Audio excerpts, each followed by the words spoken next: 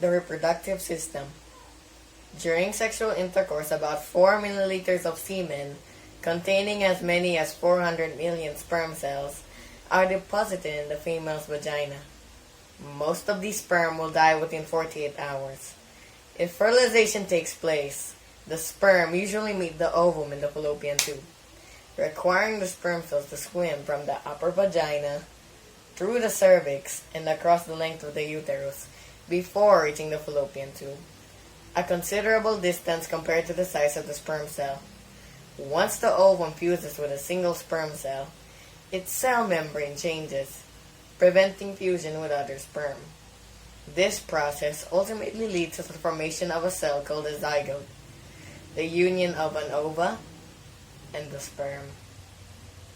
Each cell in our body contains 46 chromosomes, except for the female egg cell and the male sperm cell. These cells, called sex cells or gametes, each contain 23 chromosomes. Chromosomes are made up of smaller units called genes. Genes carry the coding information for every person's heredity in molecules called DNA. This genetic code is the blueprint for building a new person, with characteristics from the father and the mother. Genes determine what color eyes a person would have, what color hair, how tall, how big their feet would be, even personality traits and predisposition to disease. 2 chromosomes, the X and Y chromosomes, determine the sex of a person. Ova possess only X chromosomes, while sperm have either an X or a Y chromosomes. An X from the female gamete and an X from the male gamete would produce a female offspring.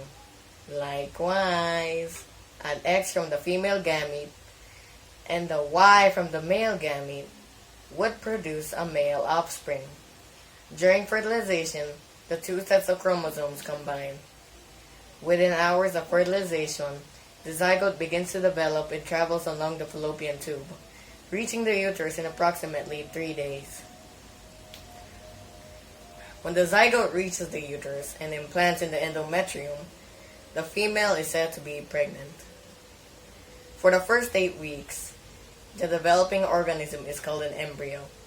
During this period, cells differentiate into specific body parts and organs.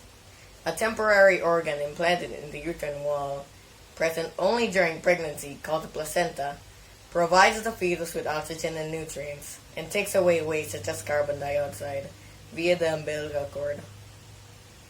Beginning at week 9, the embryo is called a fetus. By week 20, halfway through the pregnancy, the fetus is about 20 centimeters in length. The reproductive system. Done.